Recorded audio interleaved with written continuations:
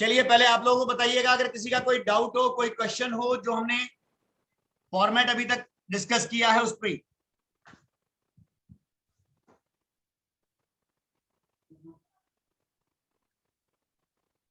शशांक, हाँ जी बताइए, किसी का कोई सवाल हो किसी एक्सपेंसेस को लेके, किसी इनकम को लेके। चेंज मत करना मेरे को।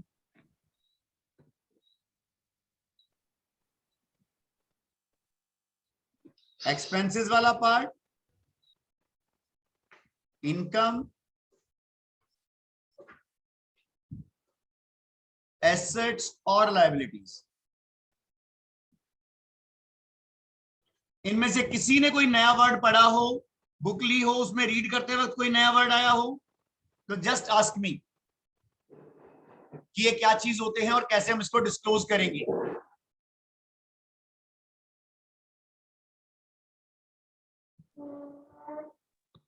सर इनकम और प्रॉफिट में क्या डिफरेंस होता है?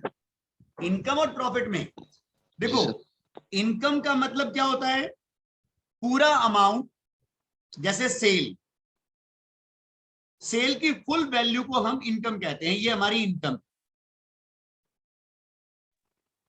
फिर रेवेन्यू किसको बोलेंगे सर? बताता हूं, इसको रेवेन्यू भी कहते हैं। और जो प्रॉफिट वर्ड इस्तेमाल करते हैं हम, इसके लिए क्या होता है, सेल प्राइस में से कॉस्ट माइनस करनी होती है, जो ये नेट बचता है इसे प्रॉफिट कहते हैं। Okay sir. जब भी हम निकालेंगे, जैसे हम ट्रेडिंग अकाउंट में हम क्या करेंगे, एक साइड में अपनी इनकम लिखेंगे, इस साइड में, और इस साइड में हम एक्सपेंसेस लिखेंगे। इनका जो डिफरेंस आएगा उसे हम ग्रॉस प्रॉफिट कहेंगे। प्रॉफिट वहां इस्तेमाल करेंगे शब्द। Okay sir. ये कंपोनेंट पूरे का पूरा हमारा इनकम रहता है, जितना हमने कमाया वो हमारी इनकम। जैसे फॉर एग्जांपल, आप लोग सैलरी अर्न करते हो, full salary is your income. अब इस इनकम के अगेंस्ट कुछ एक्सपेंसेस भी करते हो आप। अगर ये कहा जाए, क्योंकि सैलरी में से तो कोई एक्सपेंसेस हमने को अलाउ करता नहीं इनकम टैक्स, लेकिन बिजनेस के लिए वो ये कहता है कि बिजनेस जितनी इनकम कमाता है उसमें से कुछ अलाउ करता है वो उसके एक्सपेंसेस, और उसकी ये वाली इनकम टैक्सेबल इनकम आती। लेकिन सैलरी एड में हमारे को सिर्फ एक ही एक्सपेंसेस अलाउड है, जिसको हम स्टैंडर्ड डिडक्शन कहते हैं, 50,000 रुपए। उसके अलावा सारी सैलरी टैक्सेबल। वो अलग बात है कि कुछ परक्यूजिट हमारे एग्जेम्प्टेड हैं, कुछ अलाउंसेस हमारे एग्जेम्प्टेड हैं, वो अगर मिले हुए हैं तो वो एग्जेम्प्टेड अलाउंसेस में आ जाते हैं। That component is separate. लेकिन कोई खर्चा अलाउ नहीं है हमारे को, सैलरी के अगेंस्ट कोई एक्सपेंसेस करना अलाउ नहीं। Okay sir, clear. ठीक है ना। तो इनकम में और प्रॉफिट में डिफरेंस रखें, इसलिए हम इन दोनों शब्दों को अलग अलग इस्तेमाल करते हैं। अच्छा, एक दीपक ने आज हमारे पास नया ज्वाइन किया है, और सिकंदर ने भी नया ज्वाइन किया है।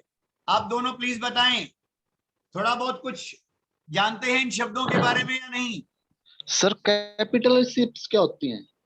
कैपिटल एसेट्स, जी सर। हम अपनी एसेट्स को दो ग्रुप में डिस्ट्रीब्यूट करते हैं बेसिकली। Okay sir. एक को हम बोलते हैं करंट, और एक को बोलते हैं नॉन करंट। ये हमारी विद इन 12 मंथ्स, 12 महीने के अंदर अंदर कैश में कन्वर्ट हो जाती है। ये हम पर्पज होता है हमारा, लॉन्ग टर्म के लिए परचेज करते हैं इनको, और इनका मेन मकसद होता है इनको यूज करेंगे बिजनेस में और प्रॉफिट अर्न करेंगे। और इनका मकसद होता है हमारा करंट एसेट्स का, परचेज करेंगे और सेल करेंगे, इससे प्रॉफिट कमाएंगे, और ये यूज करके हमें प्रॉफिट कमानी होती है। जिनका भी हमें यूज करना होता है उन नॉन करंट एसेट्स को हम कैपिटल एसेट्स कहते हैं, जो लंबे टाइम तक बिजनेस में रहती हैं। फॉर एग्जांपल, हमने ऑफिस के लिए लैंड परचेज की, उस पर बिल्डिंग बनाई, यहां पे लैंड भी कैपिटल एसेट है, बिल्डिंग भी कैपिटल एसेट है, और उसके अंदर लगा हुआ फर्नीचर वो भी कैपिटल एसेट है, उसके अंदर कोई प्लांट एंड मशीनरी अगर हमने फैक्ट्री लगा रखी है तो वो भी हमारी कैपिटल एसेट है। ये वो सारी एसेट्स हैं जो हमने बहुत लंबे टाइम के लिए इस्तेमाल करनी है। So we use the word capital assets. Sir मैंने बुक में कहीं पे लाइबिलिटी भी पढ़ा था, लाइबिलिटी कोई डेब्ट्स बोलते हैं, और ये भी ऐसे ही जैसे आपने बताई करंट लाइबिलिटी और नॉन करंट, वो भी सेम ही दे रखी थी कि नहीं नहीं नहीं सुमित, देखो वो एक अलग चीज है। अगर वो ये वर्ड दिया होता है डेट, इसका मतलब लायबिलिटी हो। डेट एक वर्ड होता है इक्विटी, ये डेट इक्विटी रेशियो जो निकलती है उस टाइम इस्तेमाल करते हैं। इस इक्विटी का मतलब होता है ओनर्स कैपिटल। कैपिटल मतलब इक्विटी। देखिए कैपिटल एसेट और कैपिटल दो अलग अलग चीज है सुमित, दोनों एक नहीं है। Okay sir. कैपिटल का मतलब होता है, जब खाली कैपिटल वर्ड इस्तेमाल किया जाए तो ये जो मालिक नहीं, जो भी पैसा लगा रखा है, मालिक का जो पैसा लगा हुआ है उसे कैपिटल कहा जाता है। ओनर्स फंड, मालिक के पैसे। Okay sir. मालिक जितना पैसा बिजनेस में लगाएगा उसको हम कैपिटल हेड में लेके आते हैं। कैपिटल एसेट अलग चीज है। बिजनेस में ये पैसा इस्तेमाल आने के बाद इस बिजनेस ने वो कितनी एसेट्स खरीदी जो लंबे टाइम इस्तेमाल होनी है, उनको हम कैपिटल एसेट कहते हैं बिजनेस की। Okay sir. जैसे मैंने कल एक एग्जांपल दिया था, आप मुझे एक बात बताओ, आप होम लोन लेते हो, लेट इट बी बैंक से। जी सर। मैंने बैंक से लोन लिया, 10 लाख का लोन लिया, तो नेचुरल सी बात है अगर मैं अपनी एसेट और लायबिलिटी बनाऊंगा तो ये लोन मेरे लिए क्या हो जाएगा, लायबिलिटी। लेकिन जब ये बैंक मुझे लोन देगा तो मेरे अकाउंट में 10 लाख रुपए भी तो डालेगा। जी सर। वो 10 लाख रुपए क्या मेरे बैंक अकाउंट में नहीं होंगे क्या? अब ये मेरे नहीं होंगे क्या? इनका मैं जो मर्जी इस्तेमाल करूं? जी सर। ये तो मुझे वापस करना ही है ना 10 लाख। जी सर। तो जब मालिक कैपिटल देता है बिजनेस में तो हम कैपिटल को कहां दिखाते हैं, इधर दिखा देंगे। लेकिन जब इसने ये कैपिटल दी है और ये बैंक में डिपॉजिट हो गए, अब ये बैंक किसका हो गया, ये बैंक बिजनेस का हो गया। अब बिजनेस इसका जो मर्जी इस्तेमाल करे, इससे वो अपनी बिल्डिंग खरीदे, फर्नीचर खरीदे, प्लांट एंड मशीनरी खरीदे, कुछ मर्जी खरीदे, तभी तो बिजनेस चलेगा, नहीं तो बिजनेस चलेगा कैसे? तो एक कैपिटल एसेट में आ जाएगा फिर ये कैपिटल एसेट बन जाती है जो लंबे टाइम के लिए खरीदी जाती है। ठीक है, तो कैपिटल और कैपिटल एसेट दोनों अलग अलग चीजें हैं। कैपिटल एसेट बिजनेस की एसेट्स होती हैं, और कैपिटल जो है सिंपल कैपिटल, ये मालिक का पैसा है, बिजनेस के लिए लायबिलिटी। Okay sir. हाँ दीपक। हाँ जी नमस्कार सर। नमस्कार। हाँ सर समझ आ रहा, मैंने वैसे बीकॉम ऑनर्स की है मैंने 2011 में। ओके, तो मेरे से मोस्टली पहले भी बात हुई थी, आपने मेरे से पहले फोन किया था क्या? नहीं सर, मैंने अजीत के थ्रू ही बात की बस। मेरे से एक और स्टूडेंट का फोन आया था कल या परसों, नहीं उसने सर भी मैंने बीकॉम तो। ऑनर्स की, कोई बात नहीं, उसने बीकॉम ऑनर्स की हुई थी। हाँ सर। तो मैंने उसको यही सजेस्ट किया कि तुम्हें अकाउंट्स की क्लास की जरूरत नहीं है अगर बीकॉम ऑनर्स कर रखी है तो। I am suggesting you also. नहीं सर, वो जैसे 2011 में की थी, 10 साल हो गए, तो रिवाइज करने के लिए थोड़ा इसीलिए चलो कर रहे कोई थे। नहीं, एज यू विश, कोई दिक्कत नहीं है मुझे क्लास करवाने में, पर तुम्हें अंडरस्टैंड करने में बाकियों के कंपैरेटिवली एज मिलेगा। ठीक है sir. And qualification wise, my qualification is I am CA, CS, ICWA and advocate also, BCom MCom के बाद। तो कॉमर्स में अंडर द सन कोई चीज पूछ सकते हैं आप, कोई समस्या नहीं है अपने। ठीक है सर। ठीक है, तो मेरे ठीक है पास सर। फाइनेंशियल मैनेजमेंट भी उतना ही स्ट्रांग है, चाहे वो टैक्सेशन से रिलेटेड पार्ट हो अपना, चाहे वो कोस्टिंग से रिलेटेड पार्ट हो, चाहे वो अकाउंटिंग से रिलेटेड हो। तो अपना स्टार्टिंग में जो पार्ट रहेगा, पार्ट 1 में वो अकाउंटिंग रहती है, पार्ट 2 में थोड़ा सा वो हमारे को फाइनेंशियल मैनेजमेंट भी करवाएगा, कोस्टिंग भी करवाएगा और अकाउंट्स तो करवाएगा ही करवाएगा। 3 टॉपिक के साथ रखेंगे हम। ठीक है सर। ठीक है, हाँ आप बताएं सिकंदर, आवाज जा रही है?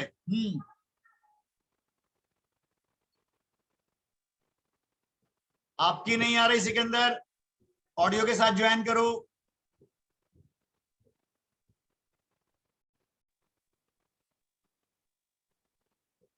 आप चैट में लिख सकते हैं क्योंकि ऑडियो के साथ ज्वाइन करना पड़ेगा अदरवाइज आपको।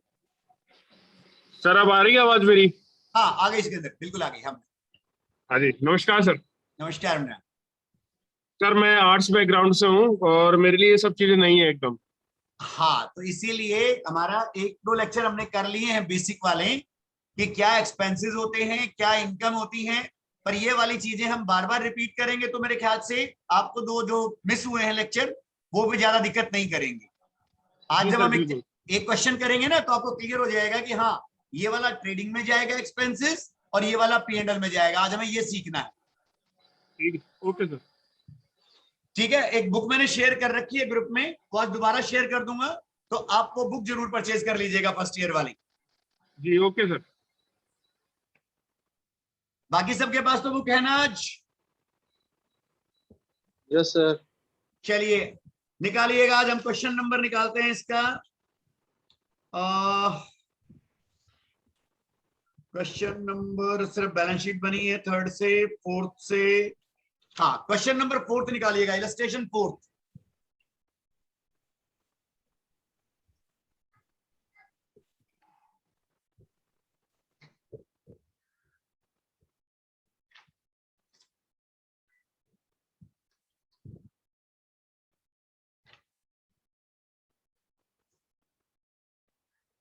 शशांक,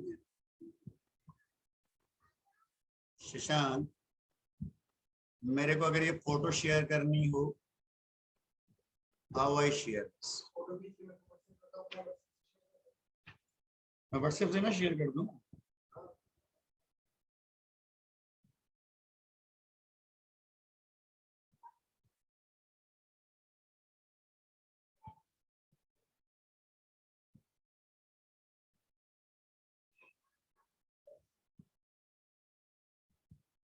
जिनके पास बुक नहीं है, मैंने व्हाट्सएप पे ये क्वेश्चन शेयर किया है जो अभी करवा रहा हूं आप लोगों को।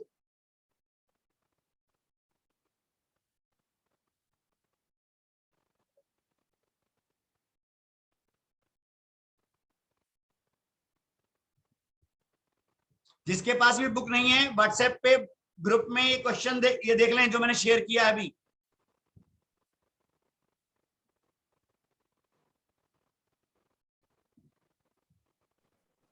मिल गया सर।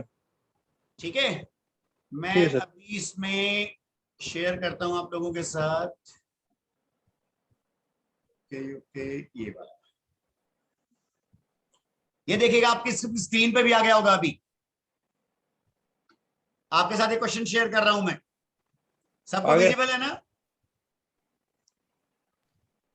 Yes sir. हाँ सुमित, आ गया सर। चलिए अब देखिएगा इस क्वेश्चन में क्या होता है हमारे पास। जिस तरीके से इसने हमें दे रखा है, ये करेगा क्या हमारे को, इसको हम ट्रायल बैलेंस कहते हैं। जो क्वेश्चन में गिवन है that is called trial balance. इसके देखो एक डेबिट बैलेंस दे रखे हैं एक साइड में अपने को, और एक साइड में क्रेडिट बैलेंसेस दे रखे हैं, और दोनों साइड इसकी मिली हुई है। 4,49,500 डेबिट साइड का टोटल है और 4,49,500 क्रेडिट साइड का टोटल है। इसमें से हमें पहचानना होता है कि जितने ये अकाउंट दे रखे हैं, कौन कौन सा अकाउंट एक्सपेंसेस है, कौन कौन सा अकाउंट हमारा इनकम है, कौन कौन सा अकाउंट हमारी एसेट है, और कौन कौन सा अकाउंट हमारी लायबिलिटी। ठीक है, व्हाट्सएप पे आप रखिएगा इसको। मैं दोबारा वो शेयर कर रहा हूं स्क्रीन आपके साथ, व्हाइट बोर्ड वाली, उसमें मैं सॉल्व करवाऊंगा इसको।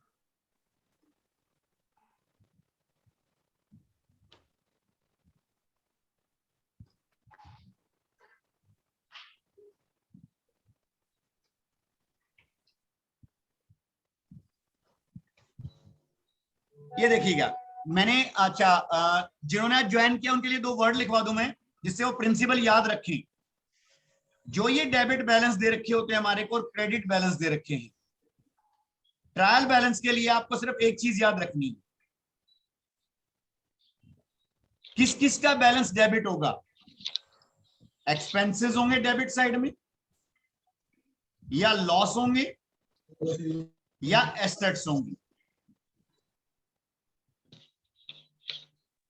क्लियर है जी? तुमने यही डिस्कस किया था? हाँ मनीषा? Yes sir. ठीक है ना? एक्सपेंसेस होंगे, लॉसेज होंगे, या एसेट होंगी। और क्रेडिट में क्रेडिट बैलेंस होंगे इनकम, प्रॉफिट, प्रॉफिट एग्जैक्टली, और लायबिलिटी। इस वाले रूल को याद रखेंगे तो कभी ट्रायल बैलेंस में गलती नहीं करेंगे आप। ट्रायल बैलेंस से कुछ चीज मर्जी बनानी हो तो दीपक ये याद रखिएगा ना कि जो ये अपने को बैलेंसेस दे रखे हैं ट्रायल में, डेबिट साइड में जो चीजें लिख रखी हैं वो या तो एक्सपेंसेस होंगे, या लॉस होंगे, या एसेट होंगे। वो अलग बात है कि हम अभी याद रखेंगे कि वो कहां कहां दिखाएंगे उनको और कैसे कैसे दिखाएंगे, लेकिन इन तीनों में से ही कोई एक चीज होगा। और क्रेडिट वाली चीजें या तो इनकम होंगी, या प्रॉफिट्स, या लायबिलिटी। चलिए अब करते हैं क्वेश्चन को सॉल्व करना शुरू, कि हम कैसे करते हैं ट्रायल से अपने क्वेश्चन को शुरू। एक बनाना होता है हमें trading and profit and loss account, और इसके साथ लिखते हैं हम, हमेशा याद रखिएगा जो वर्ड भी लिख रहा हूं, for the year ending on, इसमें डेट दे रखी होती है हमारे को 31/3/2016, और एक बनती है हमारी बैलेंस शीट।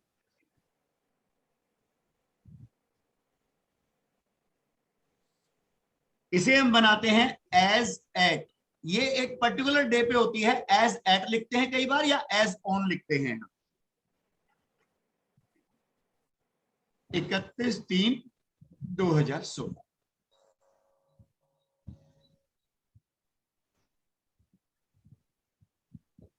इसके इस कॉलम में हम लायबिलिटीज लिखते हैं,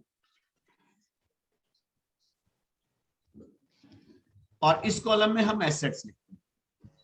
तो नेचुरल सी बात है, एसेट मैंने अभी कहा है, डेबिट बैलेंस से आने वाली सारी आइटम इधर आ जाएंगी, और इनके क्रेडिट बैलेंस वाली आइटम्स आएंगी।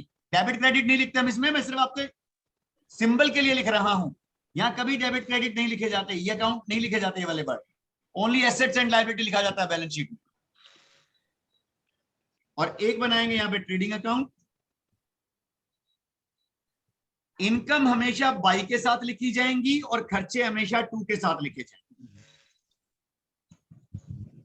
अब देखिएगा, हम एक एक आइटम पिक करेंगे, और एक एक आइटम को जहां जहां आना है उसमें वो मैं लिखता हुआ चलूंगा।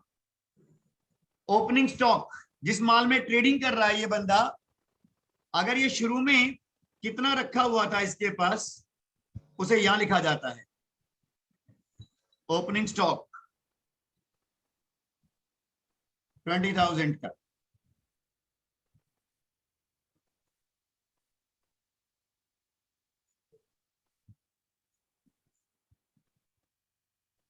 परचेजेस, पूरे साल के दौरान कितना गुड्स और परचेज किया, कितना शुरू में रखा था, जो परचेज किया डेबिट साइड में दे रखा है। तो ये देखिएगा, ये डेबिट साइड होती है ट्रेडिंग की, और ये क्रेडिट। बैलेंस शीट में उल्टी हो जाती है, डेबिट उधर भाग जाता है, क्रेडिट इधर आ जाते हैं, ऑपोजिट जाता है। थोड़ा सा ध्यान रखिएगा, जल्दबाजी में उतरते क्वेश्चंस लिखते वक्त साइड जरूर ध्यान रखिएगा। सेल्स रिटर्न, अगर मैं अगर यहां सेल्स लिखूं, अभी मैं कह रहा हूं, आप चाहें, डेबिट बैलेंस है ना, आप चाहें तो सेल्स रिटर्न को इधर लिख सकते हैं। कितने अमाउंट से? 8,000 से, क्योंकि डेबिट बैलेंस है तो डेबिट में आएगा, क्रेडिट में नहीं जाएगा। लेकिन फॉर्मेटिंग हमें ये कहती है कि हमारे को ऑपोजिट लिखने की बजाय सेल में से घटाई ना दो रिटर्न को, नेट सेल लिख लो भाई। अगर आपने 10,000 का माल बेचा, उसमें से 2,000 का वापस आ गया, तो आप 10,000 इधर लिखो और 2,000 इधर लिखो रिटर्न में। इससे बढ़िया क्या है? 10,000 यहां लिख के 2,000 यहां से माइनस कर लो और यहां सीधे 8,000 ना लिख। बताएं क्लियर है या नहीं ये वाली बात? Yes, sir. रिटर्न को हम क्यों माइनस करते हैं? देखो, रिटर्न मुझे लिखनी थी बकायदा, डेबिट बैलेंस है रिटर्न का, सेल्स रिटर्न का, तो डेबिट साइड में लिखनी थी। और अगर क्रेडिट में लिखना चाहता हूं तो माइनस करके लिखूंगा। इधर वाली आइटम उधर जाके एज इट इज नहीं लिखी जाएगी। डेबिट वाली आइटम क्रेडिट में नहीं लिखी जा सकती, वो क्रेडिट में से माइनस होगी किसी ना किसी आइटम में से। इतना मैथमेटिक्स तो क्लियर है कि प्लस में माइनस कभी भी ऐड नहीं होता, नेट होता है दोनों। क्लियर है ये वाला पॉइंट? तो हम क्या करेंगे, हम सेल्स को इधर नहीं लिखेंगे, ये 2,000 हम यहां लिख लेते हैं कि रिटर्न माइनस करेंगे, जो एक्चुअल सेल आएगी उस टाइम बाद में लिख लेंगे इस वाली पर। अभी खाली लेस वाली आइटम लिख लेते हैं रिटर्न पर। उसके बाद अगली आइटम आई हमारे पास, फ्रेट एंड कैरेज। अब पूछूंगा मनीषा, अच्छा मैं 2 आइटम बनाऊंगा, यहां तक ट्रेडिंग की आइटम लिखूंगा और इसके नीचे P&L की आइटम लिखूंगा। बताओ मनीषा, ट्रेडिंग वाले पार्ट में आएगी या प्रॉफिट एंड लॉस वाले पार्ट में आएगी? ट्रेडिंग वाले में आएगी। वेरी गुड, इसका मतलब फॉर्मेटिंग कुछ तो याद की जा रही है। Freight and carriage.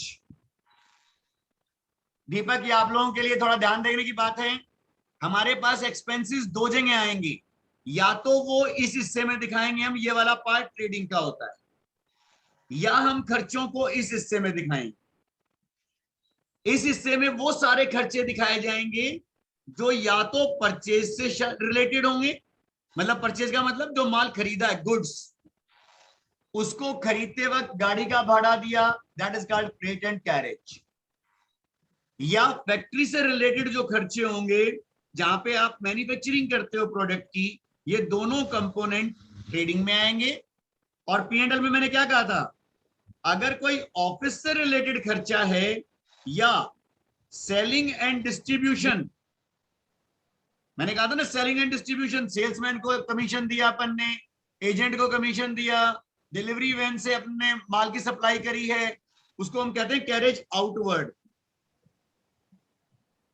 आउटवर्ड तो जो ये सेल जब हम गुड्स को करते हैं और माल कस्टमर तक पहुंचाते हैं, उससे रिलेटेड जितने भी खर्चे होंगे वो सारे के सारे हम इस कंपोनेंट में दिखाते हैं, इसको प्रॉफिट एंड लॉस का कंपोनेंट।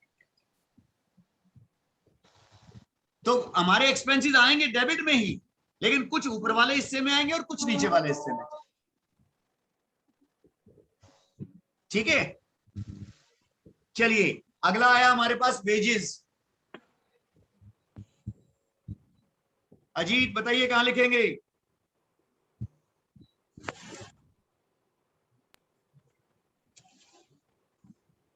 हाँ अजीत, वेजेस कहां जाएगी? ट्रेडिंग अकाउंट में जाएगी सर। वेरी गुड, वेजेस भी ट्रेडिंग का पार्ट है, क्योंकि फैक्ट्री में जो काम करते हैं उनको वेजेस देते हैं, जहां मैनुअल लेबर ज्यादा लगी होती है, 36,500।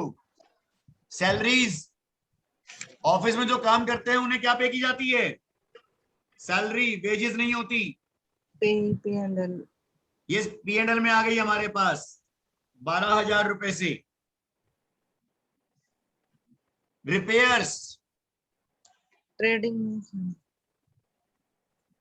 नहीं, रिपेयर तो सर P&L में भी आ सकते हैं। बताइए, कहीं भी हो सकती है, मुझे कोई दिक्कत नहीं है। एक्सपेंसेस है सर, ये तो ट्रेडिंग में आएंगे, एक्सपेंसेस नहीं है। अजीत, एक्सपेंसेस ही P&L में भी आते हैं। P&L सैलरी भी तो एक्सपेंसेस है अजीत, खाली एक्सपेंसेस होने से वो ट्रेडिंग में अपने आप चला जाएगा ऐसा नहीं है। सर अगर वो एक्सपेंसेस फैक्ट्री से रिलेटेड होगा तो 100% यहाँ आएगा ट्रेडिंग में, लेकिन अगर फैक्ट्री से रिलेटेड नहीं होगा और ऑफिस से रिलेटेड होगा तो P&L में जाएगा। बताएं रिपेयर कहां जाएगी? मैंने फॉर्मेट याद करने के लिए कहा था। P&L में भी तो हो सकता है। 100% मनीषा, सोचने की जरूरत ही नहीं है, गिने चुने एक्सपेंसेस अपने पास ट्रेडिंग के लिए। हाँ जी। या तो वेजेस दे रखी होगी, कैरेज इनवर्ट दे रखा होगा, या हमारे पास अगर हम बात करें कैरेज इनवर्ट के साथ साथ क्या था हमारा, फैक्ट्री का रेंट, फैक्ट्री में जो प्लांट एंड मशीनरी लगी हुई है उसकी अगर रिपेयर होती तो वो लिखता repair of plant and machinery, हर हालत में हम वहां लेके जाते। खाली रिपेयर का मतलब होता है बिल्डिंग रिपेयर, और बिल्डिंग रिपेयर ऑफिस की कंसीडर करते हैं हम, जब तक वो कहेगा नहीं हम फैक्ट्री अपने आप से नहीं मानते। क्लियर है जी? क्यों लिखेंगे इसको हम P&L में? Yes sir. एक्सपेंसेस तो है, सारे ही एक्सपेंसेस हैं हमारे पास, ये धीरे धीरे अपने को याद करने हैं, अपने को इसी पे टाइम लगाना है कि कौन सा एक्सपेंसेस ट्रेडिंग का है और कौन सा एक्सपेंसेस P&L। अपनी शुरुआत की मेहनत यही है बस। टू रिपेयर कितना अमाउंट है रिपेयर का? 12,000 था सैलरीज का, रिपेयर का है 1,200। ट्रेड एक्सपेंसेस ये तो मैंने बोल्ड करके लिखवाए थे आप लोगों को कि ट्रेड एक्सपेंसेस गलती से भी ट्रेडिंग में मत डाल देना, नाम लिखा हुआ जरूर ट्रेड है पर ये P&L की आइटम है। Rent rate and taxes, rent and taxes 24,000 ये भी खर्चा है। हाँ जी युद्धवीर बताएं, कैश इन हैंड कहां लिखना चाहिए हमें?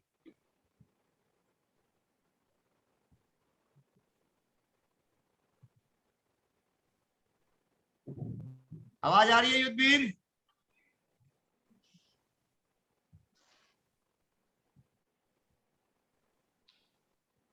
एसेट होगा सर, कैश इन। हैं? बताइए बताइए, आवाज थोड़ा क्लियर नहीं आई, बताइए। बिल्कुल सही बताया आपने, बताएं। एसेट होगा ना सर, कैश इन हैंड तो। 100%, ना खर्चा ना इनकम, बल्कि क्या है हमारी एसेट है। Cash in hand asset side में आ गया हमारे पास। कैश इन हैंड कितने का है? अब मैंने कहा था ना डेबिट वाली आइटम एसेट बनेंगी हमारी, देखो मैं एसेट साइड में लिख रहा हूं इसको। Cash in hand 5,700। Bills receivable,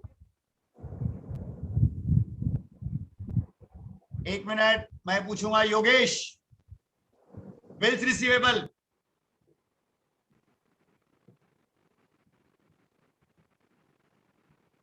क्या दिखाएंगे?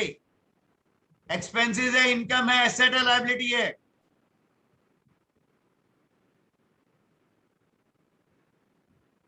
इनकम है sir. Ajay bills receivable income है सर। इनकम कैसे है ये बताइए पहले मुझे।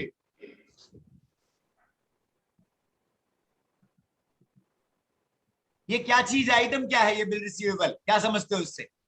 एसेट होगी सर ये तो। एसेट सर, एसेट जो जो जो हमें मिल जो बिल जो देता है ना सर हमें, हाँ हाँ, भाई उससे। तो पैसे मिलने हैं ना हमारे को अभी। हाँ जी एसेट हो गया सर, ये एसेट हो गया। एग्जैक्टली मैं एक बार थोड़ा सा इसको इरेज कर रहा हूं इस हिस्से को, और आपको एक सर्कल बताता हूं कि कॉमर्स की ट्रांजैक्शन में कैसे हम ट्रांजैक्शन मूव करते हैं। उसको हम ऑपरेटिंग या कैश साइकिल भी कहते हैं। देखो हमारे पास गुड्स होता है, हम इस गुड्स को परचेज करके ले, यहां से शुरुआत होती है हमारी, हमने कोई माल खरीदा, हमारा कैश यूज हो गया यहाँ पे। उसके बाद कैश हमें कब मिलेगा? हम इसे कन्वर्ट करते हैं सेल करके। जब हम इसे सेल कर देते हैं ये हमारी इनकम बन जाती, पूरी सेल को हम अपनी इनकम मान लेते हैं। ये सेल दो तरीके की होती है, अगर तो सीधा सीधा कैश में ही मिल सेल हो गई अपनी, तो सारे का सारा कैश मिल जाएगा हमारे को। ओके सुमित, अब वॉइस क्लियर आ रही है? बाकियों के पास मेरी वॉइस डिस्कनेक्ट हो रही है क्या? No sir. No sir. Sumit connection check करो मुना आपका अपना, क्योंकि यहां तो क्लियर है सभी का। जी सर क्लियर है सर। ठीक है ना सुमित? मेरे ख्याल से सुमित का बीच बीच में आवाज सिग्नल चली का जाती है इशू है सर। सुमित। हाँ सुमित आर यू क्लियर?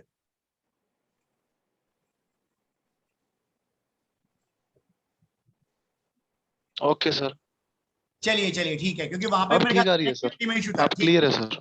ठीक है, तो जो गुड्स हमने परचेज किया वो हम क्या करते हैं, सेल करके इनकम कमा लेते हैं। अब चाहे आप कैश में सेल करो या क्रेडिट में, इससे कोई फर्क नहीं पड़ता, हम पूरी सेल को अपनी इनकम मान लो। लेकिन कैश वाला अगर कैश में माल बेचा है तो तुरंत आपको कैश मिल जाता है, लेकिन जब क्रेडिट पे सेल करते हो तो ये सेल कन्वर्ट होके किसमें चली जाती है, डेटर्स में। डेटर्स वो लोग होते हैं जिनको हमने उधार माल बेच रखा है, ये इनकम नहीं होते। अब ये हमारी एसेट बन गए क्योंकि इनसे पैसे लेने हैं। अब हमने इनकम तुमने पूरी मान ली जब सेल की थी, जितना माल बेचा पूरे को इनकम मान ली। इनकम एक ही बार मानी जाएगी, डबल डबल इनकम नहीं माने। उसके बाद पैसा नहीं आया इनसे, ये क्या बन गए, डेटर बन गए, आना है अभी पैसा इनसे। फिर ये डेटर अगर मुझे कोई बिल दे देते हैं, लिख के दे देते हैं कि यार मैं 2 महीने बाद दूंगा, 3 महीने बाद दूंगा, तो ये डेटर किस में कन्वर्ट हो जाते हैं, बिल रिसीवेबल में कन्वर्ट हो जाते हैं। और जब इन बिल रिसीवेबल से हमें कैश मिलता है तब जाके ये दोबारा कैश में कन्वर्ट होता है, और इस कैश से फिर हम अपना माल खरीदते हैं, फिर सेल करते हैं। ये हमारा ऑपरेटिंग साइकिल होता है।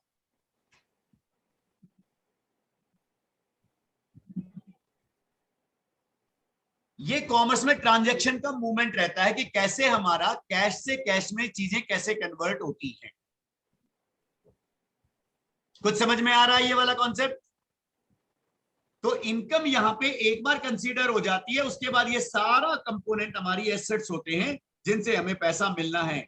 बीआर भी एसेट होते हैं, डेटर भी एसेट्स होते हैं, और कैश तो हमारा एसेट होता ही है क्योंकि वो तुम्हारे पास रखा है, हमारा कैश इन हैंड फॉर्म।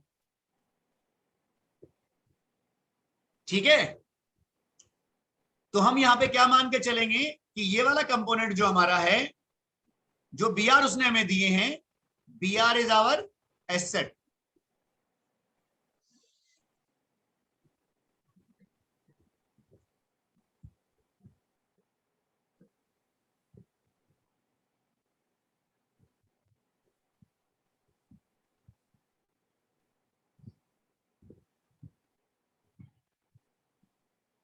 यहां डाल देंगे हम बिल्स रिसीवेबल, कितने के हैं, 4000। नेक्स्ट, अभी मैंने नाम दिया था क्लियरली, डेटर्स, जिन लोगों से पैसा मिलना हो अभी हमारे, ना एक्सपेंसेस ना इनकम, बल्कि हमारे क्या है, ये एसेट है, 55,000। प्लांट एंड मशीनरी, ये भी हमारी एसेट, 1,60,000। ड्राइंग्स, मैंने आपको कहा था इसको लिखने का तरीका देखो, कैपिटल इधर आएगी, इसमें हम ऐड करेंगे, ये फॉर्मेट है, सीधा सीधा फॉर्मेट में ही लिखना हमारे को, नेट प्रॉफिट, और लेस करते हैं हमेशा ड्राइंग्स। लेस क्यों करते हैं, क्योंकि ड्राइंग्स डेबिट बैलेंस के साथ इधर आनी चाहिए थी, इस साइड। ड्राइंग्स डेबिट बैलेंस के साथ है, तो डेबिट बैलेंस इधर लिखे जाएंगे, उधर नहीं। अगर मैं उधर लिख रहा हूं तो देखो माइनस कर रहा हूं। ठीक है, अगर मैं ऑपोजिट साइड में लिख रहा हूं तो उसे माइनस करूंगा।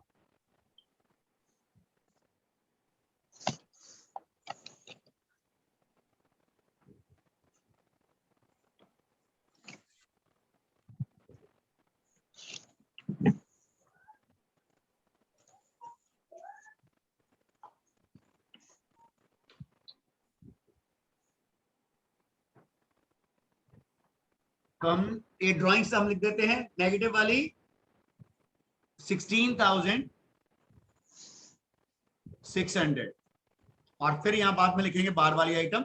अभी के लिए हम इसको छोड़ लेते हैं कि ऊपर वाली आइटम भी आ जाएंगी, तब इसको नेट करके लिखेंगे। लास्ट बच गया बैंक डिपॉजिट। बैंक डिपॉजिट, ये भी हमारी एसेट है, 20,000। देखो ध्यान से, जितनी भी डेबिट वाली आइटम थी सारे की सारी हमने या तो इधर डेबिट में लिखी हैं इस वाले हिस्से में खर्चा माना है उन्हें, या हमने उन्हें एसेट माना है। अगर हमने ऑपोजिट साइड में लिखी हैं तो वो लेस वाली पोजीशन पे लिखी हैं दोनों आइटम। तो बहुत क्लियरली याद कर लेना, जो भी ट्रायल के डेबिट में दे रखा है या तो वो इस हिस्से में आएगा, जो ये वाला हिस्सा है अपना, debit of trading, debit of P&L, या बैलेंस शीट में एसेट में जाएगा। बस ये रट्टा मार लेना कि इसके अलावा वो आइटम मुझे कहीं नहीं लिखनी। ऑपोजिट में लिखूंगा तो माइनस करके लिखूंगा उसको, वो सीधी सीधी नहीं लिखी जाएगी। नाउ अब क्रेडिट पढ़ते हैं। क्रेडिट में बहुत गिनी चुनी चीजें होती हैं। क्रेडिट में देखिएगा, सबसे पहले सन्ड्री क्रेडिटर्स, क्रेडिटर लायबिलिटी होते हैं, उनको पैसा देना है हमने, तो 15,000 लायबिलिटी ये आ गई। परचेज रिटर्न, देखो जहां हमने वो सेल्स रिटर्न लिखी थी ना, अब परचेज में भी अपने को एक रिटर्न मिल गई, तो अंदर ही कर लेते हैं भाई, इसको बाहर नहीं लिखते। 75,000 में से ये 3,000 माइनस करके परचेज का हम इसको 72,000 लिख लेते हैं। क्लियर है? अब परचेज रिटर्न मुझे इस साइड लिखनी चाहिए थी, इधर मैंने इधर ना लिख के उस साइड लेस करने वाली लिख दी कि मैंने ये माइनस कर दी। क्लियर है वर्डिंग? जब मैं ऑपोजिट लिख रहा हूं तो माइनस उधर भी करूंगा। सेल्स, अब आ गई हमारे पास सेल की वैल्यू 2,50,000 और हमें ये 2,000 घटाने थे, तो बाहर लिख दिया हमने 2,48,000। कमीशन, सेल के अलावा कोई भी इनकम हो, सेल के अलावा कोई भी इनकम कमाए, कमीशन कमाए, आपको डिस्काउंट मिला हो, कोई अलग से कोई अगर हम कहें सर्विस कोई चार्जेस आपको पे कर देता है, all should comes in P&L account.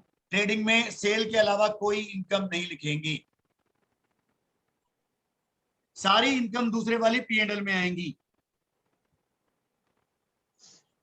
तो प्रॉफिट एंड लॉस में कौन सी इनकम लिख दें हम?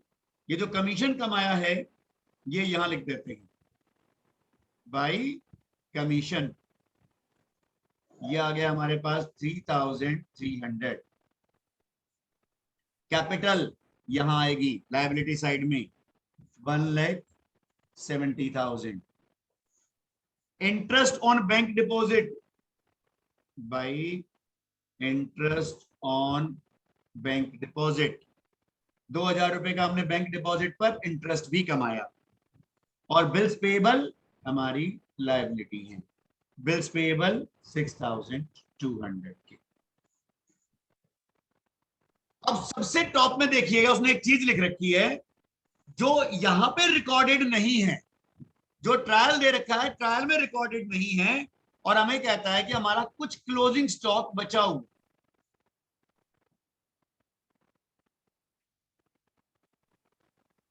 क्लोजिंग स्टॉक हमारा 25,000 रुपए का बचा हुआ है, जो कि ट्रायल के अंदर नहीं दिया, ट्रायल से बाहर दे रहा। अभी के लिए सिर्फ इतना याद रखिएगा, ट्रायल के बाहर दी हुई चीजों को एडजस्टमेंट कहते हैं। जो भी आइटम आपको ट्रायल से बाहर दे रखी हो, इसका मतलब है वो अभी रिकॉर्डेड नहीं है बुक्स में। और बुक्स में अगर हम किसी भी चीज को जो अभी अनरिकॉर्डेड है अगर रिकॉर्ड करेंगे तो वो एक जगह नहीं, ये देखो सारी आइटम मैंने एक ही बार दिखाई है, या तो वो ट्रेडिंग में आ गई, या प्रॉफिट एंड लॉस में आ गई, या बैलेंस शीट में। हमने कोई दो जगह नहीं दिखाया किसी एक चीज को। लेकिन जो भी चीज ट्रायल से बाहर होगी, ध्यान रखिएगा वो दो जगह जाएगी। उस आइटम को हम दो जगह दिखाएंगे। दो जगह कौन कौन सी होंगी? अगर किसी एक डेबिट में दिखाएंगे तो ये तय होगा दूसरा भी कोई ना कोई क्रेडिट बढ़ाएंगे। अगर एक डेबिट बढ़ेगा या तो बैलेंस कम मिलेगा जब दूसरा क्रेडिट बढ़ा दो, नहीं तो आप कोई दूसरा डेबिट कम कर दो। ये कहानी कहीं हर एक एडजस्टमेंट में आएगी जो अभी लिख रहा हूं। जो ट्रायल बैलेंस हमें यूं दे रखा है, ये उसका डेबिट और ये क्रेडिट, और ये दोनों साइड मिली हुई हैं, तो ये मिली हुई तभी रहेंगी जब अगर आप एक डेबिट बढ़ाओगे किसी चीज के कारण जो अब तक अनरिकॉर्डेड थी, उसे बुक्स में रिकॉर्ड करोगे। रिकॉर्ड करने से अगर इधर बढ़ेगा तो या तो इधर भी बढ़ेगा, अगर इधर नहीं बढ़ रहा होगा तो इसी साइड कोई ना कोई आइटम माइनस भी होगी, नहीं तो ये टोटल दोनों मिले नहीं रहेंगे।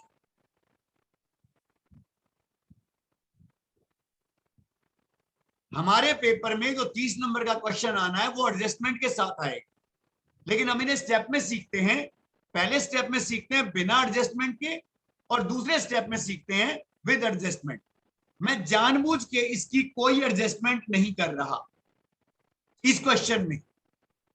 उसके बावजूद भी आप देखेंगे कि हमारी बैलेंस शीट इस एडजस्टमेंट के बिना भी ये दोनों साइड मिली हुई होंगी। हमारी बैलेंस शीट का दोनों साइड का टोटल मिल जाएगा आपका, और ये बताएगा आपका क्वेश्चन ठीक है या गलत। अब क्लोज करते हुए चलते हैं, देखिएगा 2 लाख। मैं जानबूझ के छोड़ रहा हूं क्लोजिंग स्टॉक को, बाद में करवाऊंगा इसकी एडजस्टमेंट। अभी मैं ये सिंपल मान के चलता हूं कि हमारे को जितनी आइटम दे रखी थी वो सारी रिकॉर्डेड थी, कोई भी अनरिकॉर्डेड आइटम बाहर नहीं बची हुई। तो 2,48,000 हमारी इनकम रही। इनकम में से ये खर्चे घटा के जो बचेगा बैलेंसिंग फिगर, उसे हम कहते हैं ग्रॉस प्रॉफिट। और इस ग्रॉस प्रॉफिट को यहां से इधर ले आएंगे। बताना एक बार टोटल करके कैलकुलेटर से कितना बनता है, ग्रॉस प्रॉफिट कितना आ रहा है अपना, माइनस करके बताएं एक बार।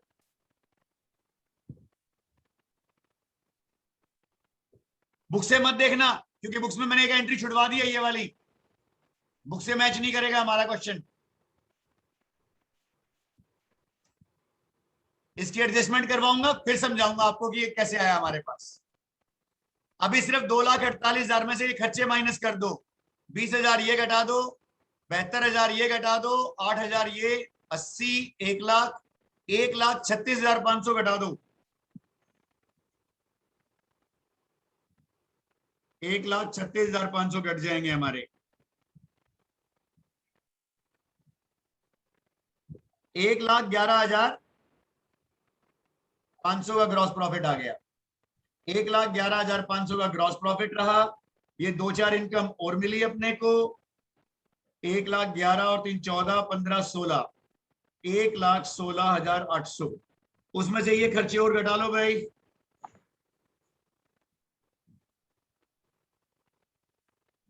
देखो एक बार कितना बचता है नेट प्रॉफिट अपने पास। इसको कहते हैं हम नेट प्रॉफिट, जो ये खर्चे घटाने के बाद नेट बचेगा।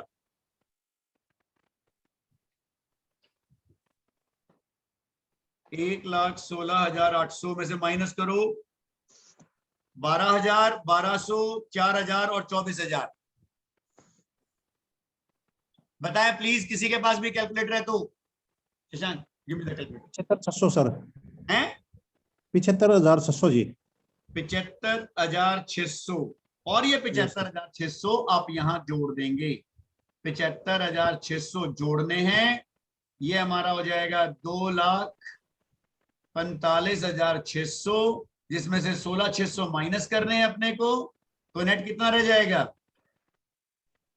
2,600 माइनस 2,29,000। बिल्कुल ठीक है, 2,29। अब देखो दोनों साइड मिलाओ, 2,29 जमा 15 जमा 6200, 38, 5, 34, 44 और 6, 2,50,200। उस साइड कितना है? उस साइड भी हर हालत में 2,50,200 ही आएगा। कौन सी आइटम छोड़ दी भैया हमने? एक मिनट, बिल्स पेएबल 6200 थे, ठीक है। जोड़ना एक बार इनको, कितना डिफरेंस आ रहा है हमारा? टोटल बताओ कितना आ रहा है इस साइड का? 2,44,700 आ रहा है सर। कितना? 2,44,700। 2,44,700 माइनस करना 2,50,200।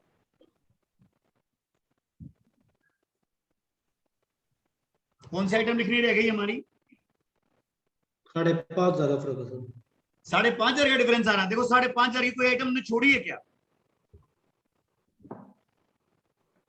लिख तो हमने सारी दी है, या जोड़ घटा में गलती कर दी हमने? मेरे को एक बार जोड़ करना पड़ेगा, मैं दोबारा कैलकुलेटर दो बेटा मुझे एक बार, क्योंकि एक भी रुपए का डिफरेंस नहीं होना चाहिए। मैं एक बार अपने हाथ से निकाल के देखता हूं कैलकुलेटर से।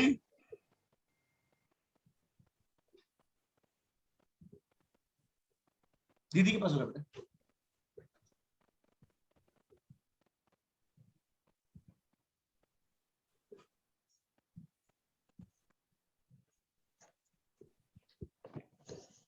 उधर हमारे पास 700 है, इधर बीपी 6200 के हैं। 1 मिनट, 75,600 आपने कहा है फिगर आई।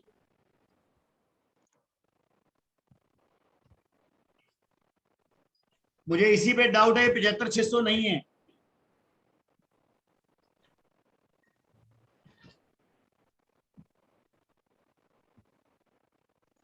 एक मिनट, हमने जो ये रिटर्न लिखी है, एक मिनट याद देखो भाई, ये अपन ने रिटर्न 2000 शायद गलत लिखी है। सेल्स रिटर्न 8,000 थी। यस सर 8,000 है। ये वो रह गई जो मैं समझा रहा था आपको, 10 - 2।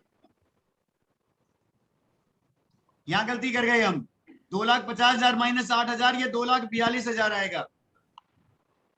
2,42,000 माइनस 20,000 माइनस 72,000 माइनस 8,000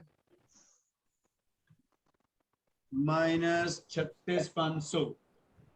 हमारा नेट प्रॉफिट आया 1,05,500। ये अपने आप आ गया ना, 5,000 का डिफरेंस जो आ रहा था हमारा। हाँ जी सर। ठीक है, 1,05,500 इधर आएगा। 1,05,500 जमा 3,300 जमा 2,000, ये आया हमारा 1,10,800। और 1,10,000 में से हमने माइनस किया 12,000 माइनस 1,200 माइनस 4,000 माइनस 24,000। हमारा नेट प्रॉफिट आ गया 6,9,600। और हम यहां पे डालेंगे 6,9,600। 1,70,000 प्लस 6,9,600 2,39,600 माइनस 16,600 2,23,000 आया हमारे पास। ये 2,23,000 प्लस 15,000 प्लस 62,000 2,44,200।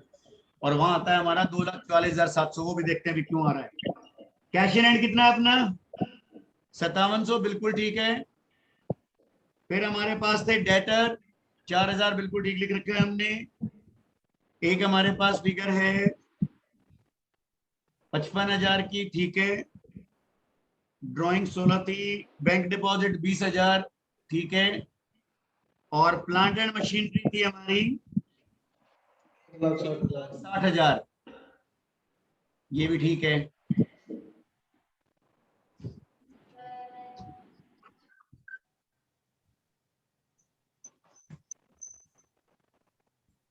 आइटम कौन सी छोड़ी है हमने, फिर भी डिफरेंस क्यों आ रहा है 500 का? 2,48,500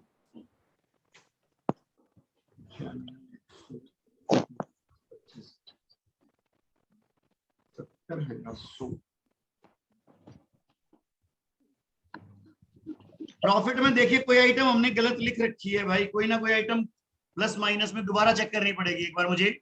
स्टॉक 20,000, ठीक है। परचेज 75,000, ठीक है। हमारी सेल्स रिटर्न 8,000, अब ठीक लिख ली हमने। फ्रेट 7500, ओ सॉरी, ये देखिएगा, ये आइटम लिखते वक्त फिर गलती करी हमने एक। फ्रेट कितने का है? ये ऊपर वाली फिगर दोबारा लिखी गई सेल्स रिटर्न वाली मुझसे, ऊपर नीचे होने की वजह से। ये फ्रेट 7500 का है। एक भी आइटम गलत होगी तो मिलेंगी ही नहीं दोनों साइड हमारी। 500 रुपए का प्रॉफिट और चेंज हो गया, 7500 है ये 8000 की जगह, तो हमारा प्रॉफिट हो गया 1,06,000, 1,06,000, 1,06,000 minus plus 3300 plus 2000 minus 12,000 minus 1200 minus 4,000 minus 24,000 minus net रह गया हमारे पास 70,100। नेट फिगर आई हमारी 70,100 और ये 70,100 हम यहां जोड़ेंगे। 70,100 हमारी नेट फिगर आएगी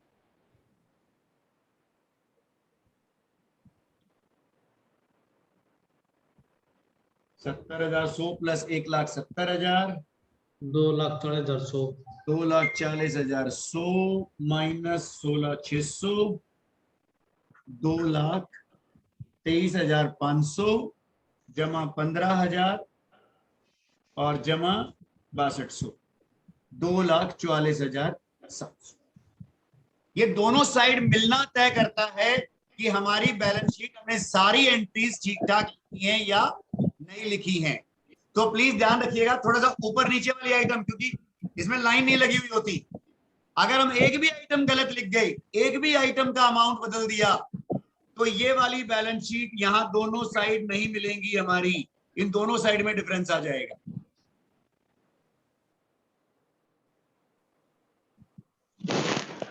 क्लियर है सभी को? तो एक भी आइटम जो साथ साथ पिक करें हम, वहां भी टिक लगा दें। जिस चीज को आप लिखते रहेंगे, जो ट्रायल आपको दे रखा हो ट्रायल में भी टिक लगा दो और यहां अमाउंट लिख दो, ताकि वो डबलिंग का चक्कर ही नहीं होगा, हमारे से कोई आइटम डबल लिखी ही नहीं जाएगा।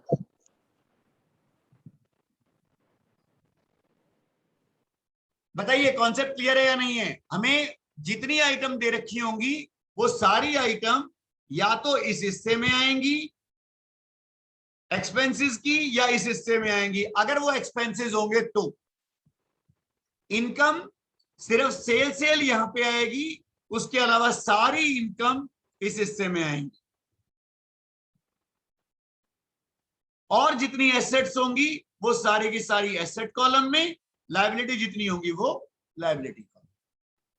और ये क्वेश्चन अपने पास 30 नंबर का रहेगा। पर ये मान के चलिएगा इतना आसान नहीं होगा, क्योंकि वो हमारे को बहुत सारी चीजें इसके बाहर लिख के देगा कि हमने बहुत सारी चीजें रिकॉर्ड नहीं की हैं, आप रिकॉर्ड करके बनाइए उसको। तो पहले स्टेप में हम सीखेंगे बिना एडजस्टमेंट वाली चीजें, जिससे हम लिखना सीख जाएं कौन कौन सी आइटम ट्रेडिंग की हैं, कौन सी P&L की और कौन सी बैलेंस शीट की। This is our first stage. आप में से किसी को कोई सवाल पूछना हो तो बोलिएगा।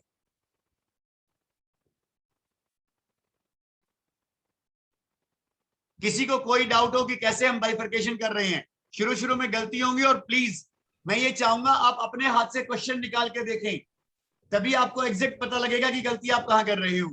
तो तीनों अकाउंट अलग अलग बनाने पड़ेंगे पहले? बिल्कुल, मैं तीनों अलग अलग बनाने पड़ेंगे अपने। ये इसी जो मैंने फॉर्मेट लिखा है ना अभी आपको, ये आपको इसी तरीके से बनाने हैं। ऊपर का हिस्सा, जो ये ऊपर वाला हिस्सा है, ये ट्रेडिंग का होता है, और ये नीचे वाला हिस्सा प्रॉफिट एंड लॉस का, ये साथ ही बनते हैं।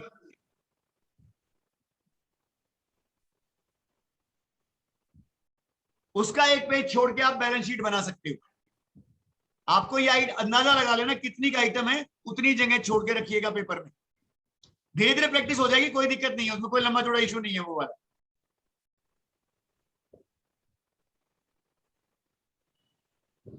किसी को किसी आइटम को समझने में, किसी वर्ड को समझने में दिक्कत हो तो वो बताइए।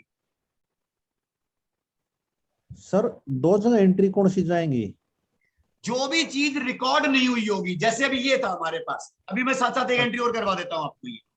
ये क्लोजिंग स्टॉक उसने बाहर दे रखा था, जैसे इसका मैं सिर्फ बता देता हूं क्लोजिंग स्टॉक 2 जगह क्यों आएगा। एक बार यहां लिखूंगा क्लोजिंग स्टॉक को 25,000 रुपए का, और यहां बैलेंस शीट में क्लोजिंग स्टॉक को एसेट भी बनाऊंगा। अब ध्यान से देखो मैंने क्या किया है। ये क्रेडिट साइड थी, क्रेडिट साइड में 25,000 जोड़े तो मैंने डेबिट साइड में भी 25,000 जोड़ दिए, दूसरी कई जगह पे डेबिट में जोड़ दिए 25,000। ठीक है सर। ये जाएंगी दो जगह पे युक्ति। जो भी चीज ट्रायल से बाहर दे रखी होगी वो दो जगह जा रही होगी, कहीं ना कहीं दो जगह दिखाऊंगा। ठीक है सर। ठीक है, अब अगर इसको जब अपन 25 जोड़ेंगे तो क्या होगा, 25,000 से अपना प्रॉफिट बढ़ के आ जाएगा। ये बिल्कुल सर। 1,05,000 70,100 की जगह 25,000 और जुड़ जाएंगे तो ये 95,100 हो जाएगा अपने पास। ठीक है, अब जब इस साइड 95,100 जुड़ेंगे तो अपने आप ये जो टोटल है हमारा, ये इधर भी 25,000 से बढ़ जाएगा, उधर तो बढ़ ही गया हमारा, तो दोनों साइड कितना हो जाएगा हमारा, 2,44,700 प्लस 25,000, हमारा टोटल आ जाएगा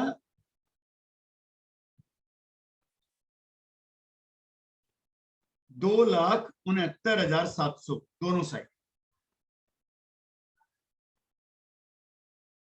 दोनों साइड मिल जाएंगे हमारी। ठीक है, तो एडजस्टमेंट वाली कोई दिक्कत नहीं है, एडजस्टमेंट धीरे धीरे सीखेंगे, पहले हम सिर्फ इसको बनाना सीख ले, अगला स्टेप हमारा एडजस्टमेंट ही सीखना है सारे।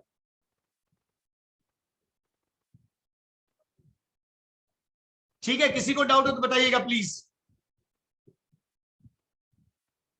और आप लोगों को एक काम करना पड़ेगा,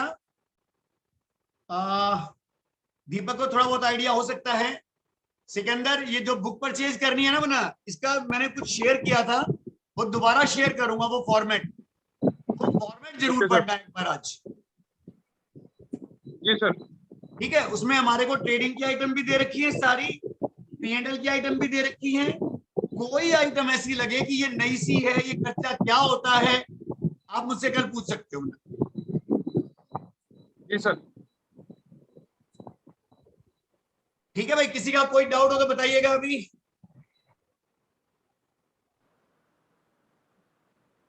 योगेश,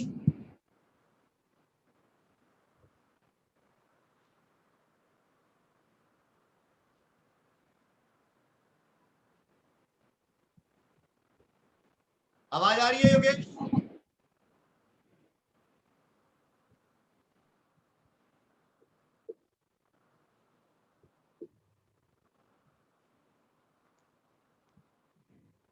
अमित? जी सर। एक बार रीड किया था फॉर्मेट पूरा?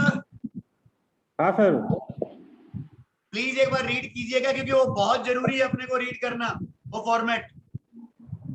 Okay sir. क्योंकि वो फॉर्मेट ही अपने को पहला स्टेप करवाएगा कि हाँ हमें लिखना आ गया, ट्रेडिंग की आइटम पहचाननी आ गई, प्रॉफिट एंड लॉस की आइटम पहचाननी आ गई, और बैलेंस शीट की आइटम पहचाननी आ गई। अपना आधा काम हो जाता है, उसके बाद तो थोड़ा सा काम रह जाएगा एडजस्टमेंट का।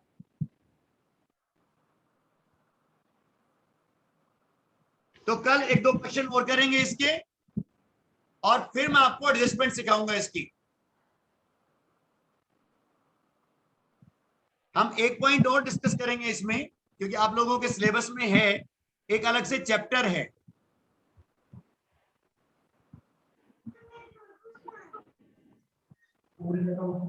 Manufacturing account. कई बार हम क्या करेंगे, जो ट्रेडिंग हमने अभी बनाया है ना, ट्रेडिंग अकाउंट के साथ साथ ट्रेडिंग से पहले अगर वो कुछ मैन्युफैक्चरिंग करता है, मैन्युफैक्चरिंग कब कहेंगे, जब वो रॉ मटेरियल खरीदेगा और रॉ मटेरियल से फिनिश्ड गुड्स बनाएगा, खुद बनाएगा, बना बनाया नहीं लेके आएगा। जब वो ये वाली एक्टिविटी कर रहा होगा तो इस वाली एक्टिविटी के लिए हम ये अकाउंट बनाएंगे। कल मैं आप लोगों से ये वाला अकाउंट डिस्कस करूंगा थोड़ा सा कि मैन्युफैक्चरिंग अकाउंट क्या होता है। ये थ्योरी के लिए भी इंपॉर्टेंट है और प्रैक्टिकल भी अपने लिए इंपॉर्टेंट है। 99% इसका प्रैक्टिकल नहीं आता, एक या दो बार उसने पूछा है मैन्युफैक्चरिंग अकाउंट का प्रैक्टिकल क्वेश्चन, ज्यादातर पूछता है ट्रेडिंग और प्रॉफिट एंड लॉस अकाउंट। तो हम इसको करके रख लेंगे कि अगर ये ना हो कि हमारी टाइम में वो दोबारा से मैन्युफैक्चरिंग को दोबारा ना पूछ बैठे। तो tomorrow we will discuss manufacturing account. Sir class Saturday Sunday भी होगी सर?